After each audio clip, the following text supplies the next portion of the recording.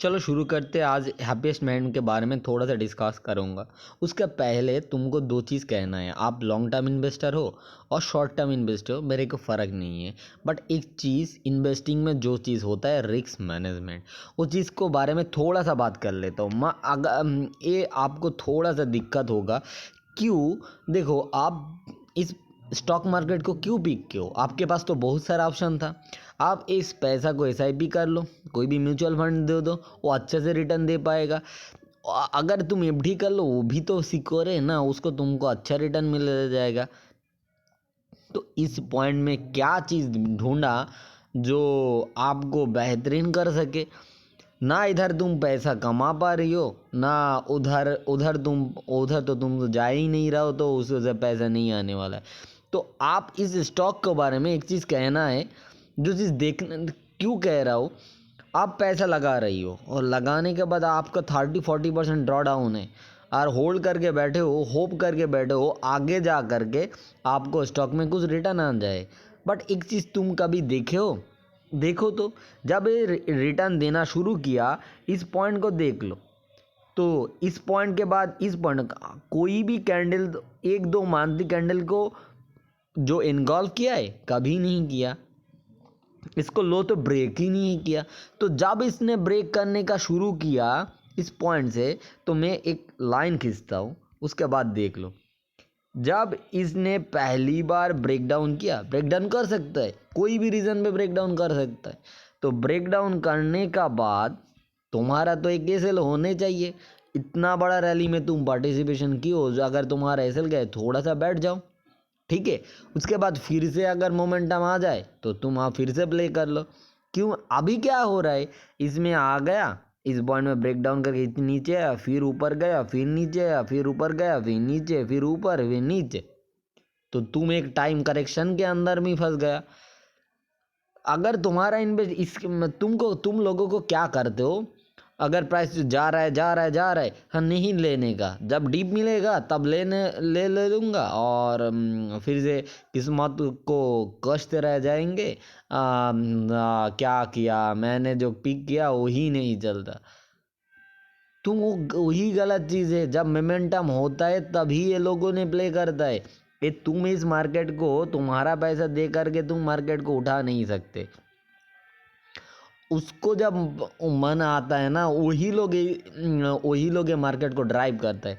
जब इस पॉइंट में एक बार कोशिश किया था, देखो ये वाला, इस पॉइंट में जब कोशिश किया था, थोड़ा सा ऊपर गया, फिर नीचे। तुम इस पॉइंट में मान लो, इस पॉइंट में तुम बटन पकड़ लेते हो, मेरे को तो आता नहीं है। तुम इस पॉइंट में देखो तो इस फिर से फिर से ऊपर, और जब इसने लो तोड़ा था तो फिर लो गया। तो अगर तुम एक चीज़ मेरे को फॉलो मत करो, इस सिस्टम को देख लो। सिस्टम को अगर तुम देखोगे तो तुमको सामने दिखाई देगा। देखो, किसी को बातों में बिलीव करना इतना, वो ज़माना चल चुका है। इस बिजनेस में किसी को बिलीव करना बहुत बड़ा गलती है। अगर सिस्टम को अगर बिलीव नहीं करोगे ना, और किसी को बातों के आ करके, किसी को बुक पढ़ के, किसी को वीडियो देख के, किसी को स्ट्रैटेजी देख के, तो शायद तुम गलत जगह पे आ गए हो। ऐसे नहीं होगा। इतना आसान नहीं है। दुनिया का सबसे बड़ा कठिनाई इधर मिलने वाला है। तो आप जो भी कर रहे हो सही नहीं है, क्योंकि तुमको और एक चीज़ दिखा दो। तुम्हारा ये स्टॉक तो छोड़ दो, अगर ये तोड़ेगा ना, ये वाला, इस पॉइंट जब जब तोड़ेगा, तो ये भी शायद इसमें कुछ है क्या नहीं है, तो एक छोटा सा पैटर्न दिखाई दे रहा है। तो शायद तुम मेरे को गाली दे सकते हो, कुछ कोई फ़र्क नहीं पड़ने वाला है। मान लो इधर से कितना परसेंट, 200 पॉइंट ही मान लो, और 200 नहीं है, इधर से 30% और करेक्शन मिल जाएगा। तो इस पॉइंट से लेकर के इस पॉइंट में आ जाओ, और 30% करेक्शन, तो अब फिर से वही घूम फिर के इधर आएगा। तो स्टॉक में अगर तुम कहोगे तो घूम फिर करके ये 30-40% करेक्शन मिल जाएगा। मतलब 300 भी आ सकता है, आ नहीं सकता है क्यों? एक स्टॉक अगर ऊपर जा सकता है तो नीचे भी आ सकता है ना, क्योंकि क्यों नहीं आएगा? एक चीज़ देख लो, एक चीज़ देख लो, अगर तुमको तसल्ली मिल जाएगा, क्योंकि तुम तो बहुत बड़ा चीज़ हो ना। देखो, जब ये चीज़ जब चल रहा था, ये आईटी जब ऑल टाइम हाई पे है, तुम्हारा स्टॉक ऑल टाइम लो पे है, क्या गारंटी है भाई तुम्हारा स्टॉक क्यों ले ये लोग ले? जब लो ही जा रहा है, सस्ता हो रहा है, सस्ता का माल और सस्ता नहीं हो सकता है क्या? हाँ, जो चीज़ अच्छा है, जिसको डिमांड, जिसको लोग लेने के लिए तड़प रहे, वो तो ऊपर जा सकता है ना। तो तुम्हारा स्टॉक क्यों नहीं? अगर इस पॉइंट में अगर ये टॉप के आसपास है, अगर टॉप बन गया तो ध्यान दो, वो स्टॉक तो गिरेगा और तुम्हारा स्टॉक को क्या पिटाई होगा तुम समझ लो। मैं तुमको कोई डराने की कोशिश नहीं कर रहा हूँ, तुमको तुम्हारा आंखें के सामने जो पट्टियाँ है ना, उसको दिखाने की कोशिश कर रहा हूँ, उसको हटाने की कोशिश कर रहा हूँ। तुम फंडामेंटल करते हो ना, थोड़ा सा फंडामेंटल भी देख लेते हो। एक मिनट, फंडामेंटल तुमको पसंद आता है ना, तो फंडामेंटल में क्या है, तुम्हारा एक चीज़ देख लो, एक मिनट देख लो।